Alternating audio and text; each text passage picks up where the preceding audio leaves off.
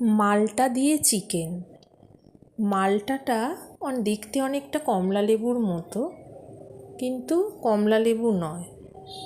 খোসাটা একটুখানি ডিপ করে কাটতে হবে, একদম পাতলা করে নয়, যাতে মালটার কিছুটা অংশ খোসার মধ্যে থাকে। ওই রসটা মাংসে গেলে তার স্বাদটাকে খুবই সুন্দর করে তোলে।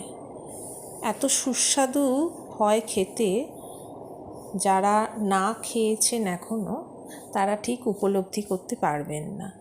খুব সুন্দর খেতে, খুব কম উপকরণে, অথচ খুব সুস্বাদু। অনুরোধ রইল, অবশ্যই একবার ট্রাই করে দেখবেন। আর দেখতেও হয় খুব সুন্দর। ক্যাপসিকাম, বেল পেপার এবং মালটা এই সবের সহযোগে।